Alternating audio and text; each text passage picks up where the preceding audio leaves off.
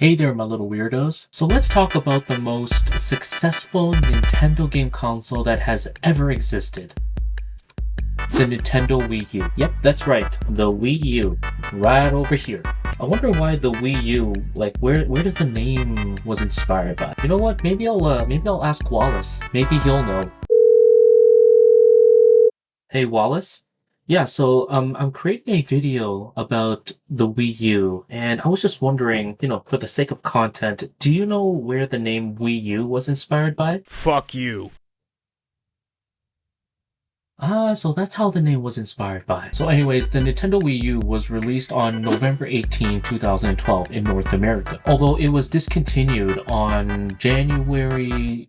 Was it January? Yeah, so it was discontinued on January 31st, 2017. Why isn't Genshin Impact on the Nintendo Switch? Why can't I go 3 inches? I'm talking about my height. What were you guys thinking? So for this video, I will be talking about why did the Wii U fail and what was successful on it. Now, I will also voice my opinion on what made it successful, at least to me. So without further ado, let's do this. So I'm gonna start with the pros on the Wii U. What was it that made it successful? And the first reason, which I think, is that it was very innovative. So compared to Xbox and PlayStation, they didn't have these gamepads along with the game console itself. Now, in the world of Nintendo, or even just the world of video games in general, we've always had, 4 players as a default number of players. But with the Nintendo Wii U, it went up to 5 players, which included a person using the gamepad. I think I'm going to say technically 5 players, but I'll get to that later in the future. But yeah, it's one of the original ideas. It was very innovative that the Nintendo Wii U had. Now, another reason why the Nintendo Wii U was successful was because it was backwards compatible. So the Nintendo Wii U, it uses the CD as a gaming cartridge. So to play the game, you need to use the CD for it. And the Nintendo Wii is the same thing. So the Wii U was able to play the Nintendo Wii games, so that way, people want to play the Wii games that they want. And not only that, the Nintendo Wii controllers were able to be used on the Wii U. And the best part for me, it is GameCube controller compatible. Now, another reason the Nintendo Wii U was successful, it had some great video games such as Nintendo Land, Splatoon, Mario Kart 8, and Super Mario Maker. One of my personal favorites, Super Smash Brothers. I'm sure there's a few more. This is kind of off topic, but I'm not really sure why the Super Smash Brothers series was called Super Smash Brothers for Wii U. They had the opportunity to call it Super Smash Brothers U, or even Super Smash Brothers Universe. But anyways, that's just me being picky. Okay, now we got the benefits, or what made the Nintendo Wii U was successful. Now let's talk about why it failed. Okay, so statistically, worldwide, the Nintendo Wii U has sold 13.56 million Nintendo Wii U, which may actually sound a lot, but that was just for 5 years. So on the day it was released, which was 2012, 5 years later in 2019, they sold 13.56 million units. Whereas the Nintendo Switch, which was released in 2017, to make things fair, in 5 years, they've sold a total of 17.97 million Nintendo Switches, which may look like an insignificant difference, but you have to look at this. It is based on millions. So to prove my first point on why it failed, it was because it just wasn't selling very well.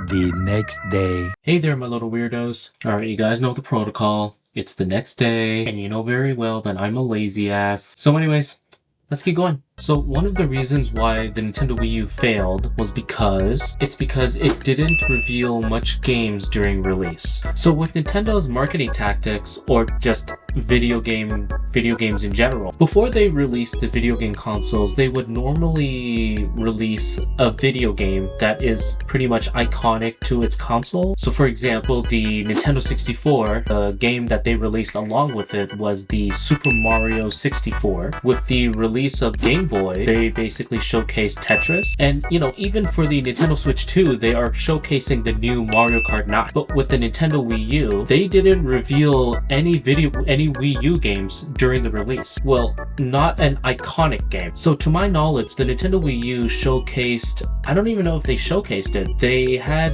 the Nintendo Land game. I don't know if they showcased it during release, but regardless, the game itself wasn't very iconic to the game console. I mean, come on, Nintendo, you gotta showcase the Nintendo Wii U with some game, and that became a flop for the Nintendo Wii U to be sold, you know, very well. It was a bad marketing tactic. Well, that's something that, you know, Nintendo has learned from it. They've learned from their mistakes on this. So yeah, I'm hoping that, you know, the upcoming Nintendo Switch 2, they're gonna be showcasing the new Mario Kart 9. Now, another reason why the Nintendo Wii U failed was simply also because of the name. Almost all video games from Nintendo, you know, for example, the Nintendo 64, the Nintendo GameCube, the Nintendo Wii, the Nintendo Switch, they all had their own original name. But as for the Wii U, it just felt like it was an extension of the Wii rather than having it as an original video game console. Now, this may sound like it's not a huge deal, so some of you may probably be asking,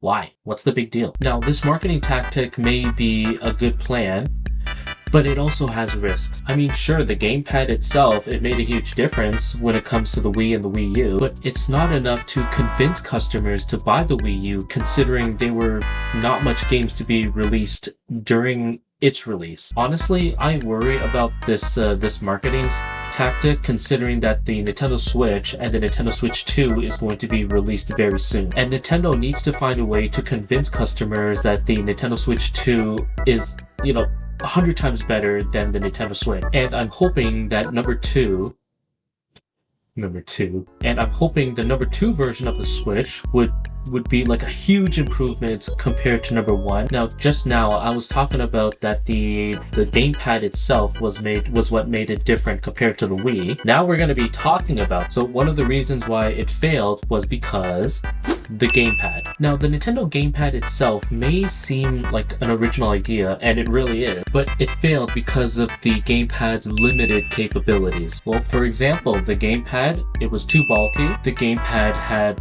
really low battery life. The gamepad won't work unless the Wii U is on. It just wasn't a portable system. Now, this is my personal opinion on the gamepad. Think about it. The gamepad itself, it just looks like something that you use to order fucking sushi. Now, I'm not going to bullshit on the considering this was back in 2012. If Nintendo wants to make the Wii U to be successful, they should improve or put a lot of emphasis on the game, because that's what made it unique compared to the Wii. While the gamepad was a creative and innovative idea, they failed to give them a good amount of results to convince customers to buy it. And I hope this is something Nintendo will learn from these failures that they've had with the Wii U. And this is all I have for why the Wii U failed. I'm sure there are more reasons why the Wii U failed, but this is based on my research on why the Wii U failed and also why it failed to me based on my experience. So yeah, let me know in the comments on what else failed with the Wii U and how was your experience with it as well. Just make sure you give it a like and subscribe, and you can follow my social media, which is down in the description, and I'll see you guys in the next video. Take care, my little weirdos.